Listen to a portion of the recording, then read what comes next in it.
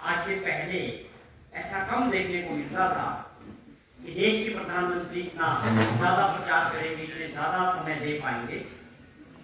इस उनकी अपनी सोच हो सकती है।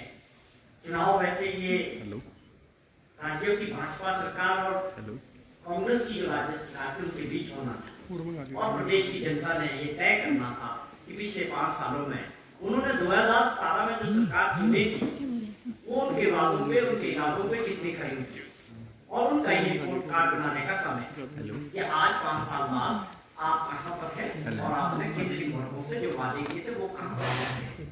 तो ये रिपोर्ट कार्ड देने का किसी भी सरकार का एक अच्छा समय होता है। जो ये सरकार नहीं कर सकी उसके बहुत सारे कारण हैं, मैंने पहले भी गिनाए और अगर उस पर जाएंगे तो हमारी प्रेस वार्ता बहुत लंबी हो जाएगी।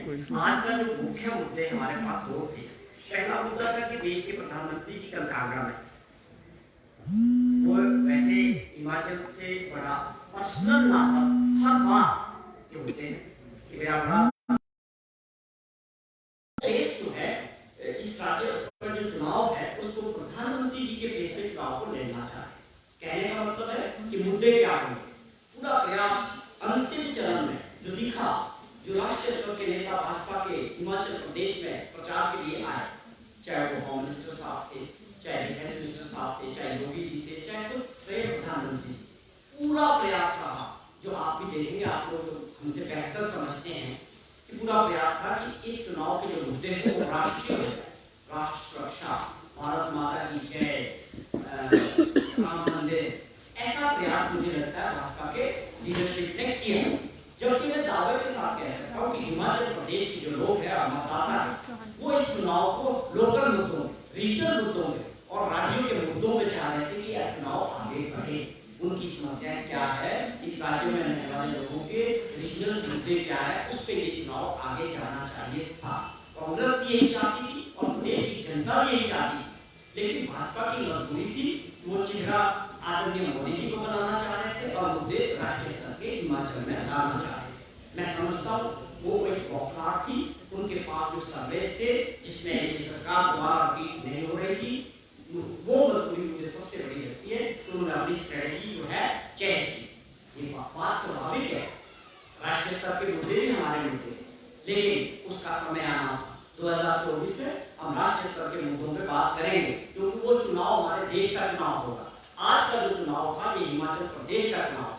हम भी चाहते थे और होना भी चाहिए था कि हमारे जो प्रदेश के मुद्दे हैं प्रादेशिक स्तर पे उनकी प्राथमिकता तय होनी चाहिए थी और देश के प्रधानमंत्री जी को भी बताना चाहिए था कि 5 साल में मैंने हिमाचल प्रदेश को कितनी मदद की और किस तरह से राज्यों को विकास की दृष्टि से आगे बढ़ाया, वो उनको बताना चाहिए। दुर्भाग्यपूर्ण आप देखिए कल प्रधानमंत्री जी जो बातें कही उसका हम विरोध करते हैं, ऑब्जेक्शन करते हैं और हमें दुख भी हुआ कि आप हमारे से नाता जोड़ते हुए ऐसी बात देश के प्रधानमंत्री जी को नहीं करनी चाहिए। पहली बात, प्रधानमंत्री जी भाजपा से जरूर है, लेकिन वो देश के प्रधानमंत्री, उनकी एक बात का मत देश का मतलब होता है जो कुछ कहते हैं। अगर देश के प्रधानमंत्री ये कहते सुने जाए केवल बात चुनाव के दौरान वोट की राजनीति के लिए, तो अपने आप में दुर्भाग्यपूर्ण है कि आप ये कहें कि सरकार विकास वही होगा जहां इंजन डबल होगा। ये अपने आप में बहुत दुर्भाग्यपूर्ण बात। कांग्रेस पार्टी इसकी निंदा करती है और ये मांग करती है कि ये भाजपा को प्रधानमंत्री जी को इस पे गौर करना चाहिए कि आप इस स्टेटमेंट को किस तरह से देखेंगे।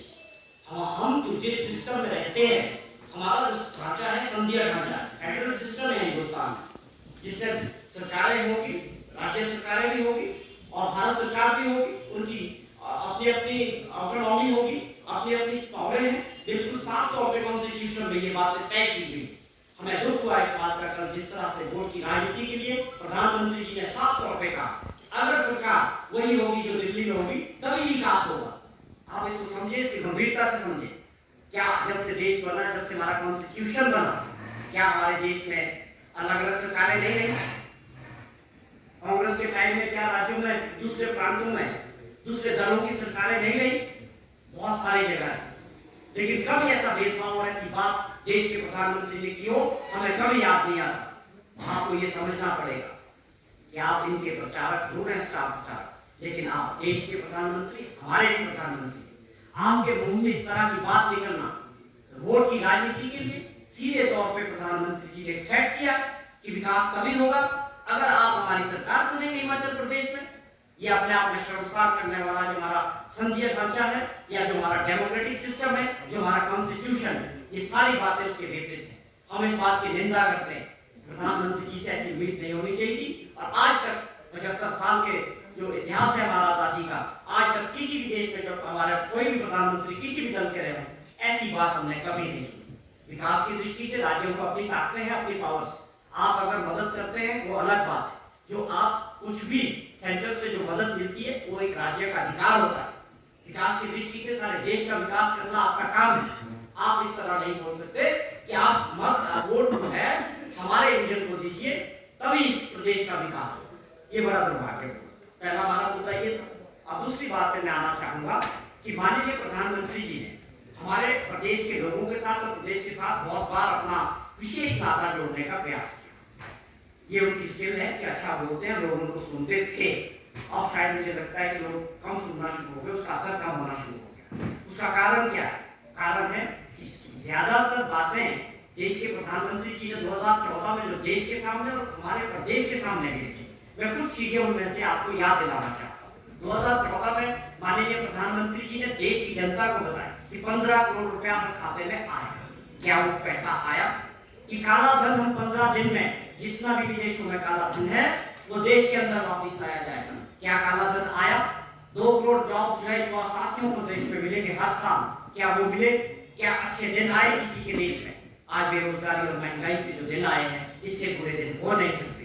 कहने का मतलब है जो बातें कही गई देश की जनता से वो सारे के सारे जुमले साबित हुए। 8 साल का समय हो चुका है, आपका भी समय है ये बताने का कि 8 साल का कार्यकाल आप अपना रिपोर्ट कार्ड देश की जनता को बताएं।